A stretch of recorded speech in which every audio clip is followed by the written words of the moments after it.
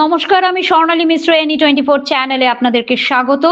শিলচরের ঐতিহ্যবাহী 32তম বইমেলার শুভ উদ্বোধন চলবে 2 ফেব্রুয়ারি 2025। শিলচরের ঐতিহ্যবাহী 32তম বইমেলা বুধবার শিলচরের বিপিন চন্দ্র পাল সভাস্থলে উদ্বোধন হয়েছে। মেলা চলবে 12 দিন, চলবে 2 ডিসেম্বর। এদিন শিলচরের ভারত সেবাশ্রম সংঘের স্বামী গুণসিন্ধুজি মহারাজ প্রদীপ প্রজ্বলন করে বইমেলার উদ্বোধন করেন।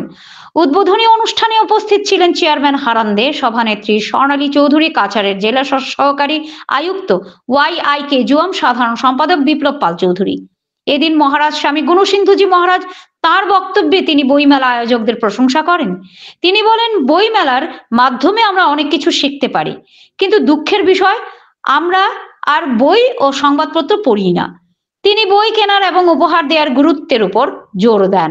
নিজের মাতৃভাষা শেখার গুরুত্বও তিনি তুলে ধরেন। তিনি বলেন, সংস্কৃত ভাষাও শেখা উচিত, বই উপহার দেওয়ার অভ্যাস থাকা উচিত।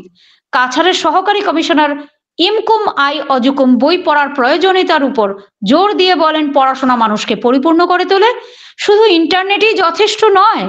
বই একটা চিরন্তন মাধ্যম, বই মূল্যবান দলিল, এই মাধ্যমটি নমনীয়।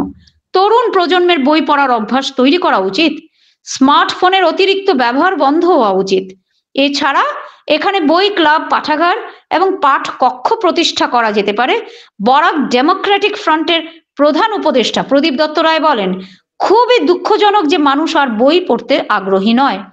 তরুণ প্রজন্মের বই পড়া উচিত, তাদের বই পড়া, ধার নেওয়া, বিনিময়ে এবং উপহার দেওয়া উচিত। তিনি বইমেলা আয়োজকদের প্রশংসা করেন। সভাপতি স্বর্ণালী চৌধুরী বলেন, বইমেলা চালিয়ে যাওয়া খুবই গুরুত্বপূর্ণ। আশা করি মানুষ বই কিনতে আসবেন। তরুণ প্রজন্মের সিলেবাসের বাইরে থাকা বইও পড়া উচিত।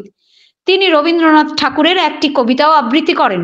বইমেলা কমিটির চেয়ারম্যান হারান দে স্বাগত বক্তব্য রাখেন। তিনি সবাইকে প্রতিদিন বইমেলায় আসার আহ্বান জানান। অনুষ্ঠানে সহযোগিতায় ছিলেন সহকারী সম্পাদক গৌতম তালুকদার, সাংস্কৃতিক সম্পাদক সন্তোষ চন্দ্র, প্রচার সচিব রানু দত্ত, বিশ্বজিৎ আচার্য, রাজু চৌধুরী, জয় রায়। উদ্বোধনী অনুষ্ঠান সঞ্চালনায় ছিলেন সহকারী সম্পাদক বাহার উদ্দিন চৌধুরী। অনুষ্ঠানে ডক্টর শ্রাবণী সরকার সঙ্গীত পরিবেশন করেন। এছাড়া অনুষ্ঠানে ভারত সরকারের ক্ষেত্র প্রচার বিভাগের শিল্পীরাও উদ্বোধনী নৃত্য পরিবেশিত করেন।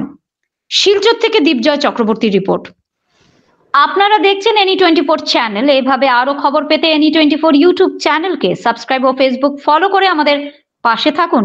এসব জায়গায় বইমেলা নিয়ে একসময় প্রচণ্ড হইচই হতো।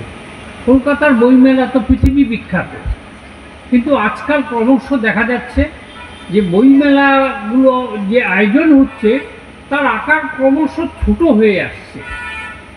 এর কারণ হচ্ছে মানুষের বই পড়ার প্রতি আগ্রহ ক্রমশই কমে যাচ্ছে।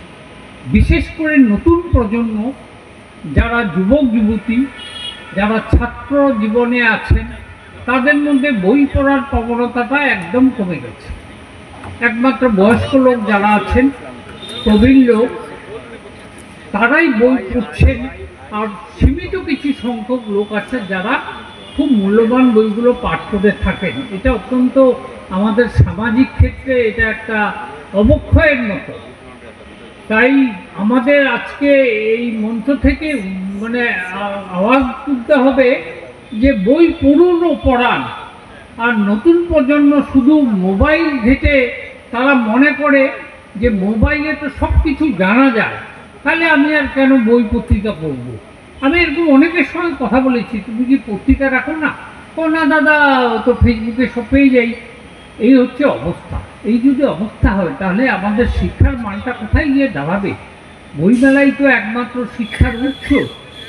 তাই আমি আমাদের এই এত অসুবিধার মধ্যেও শিলচর বইমেলা কমিটি, যেটা পৈতোষ পাল চৌধুরী শুরু করে গেছেন, তাকে যে এখনও চালিয়ে যাচ্ছে, উদ্যোক্তাদের আমি বিশেষ করে হারান্দা, স্বর্ণালী চৌধুরী, বিপ্লব পাল চৌধুরী, বাহার উদ্দিন আহমেদ, তাদেরকে আমি আন্তরিক অভিনন্দন জানাচ্ছি।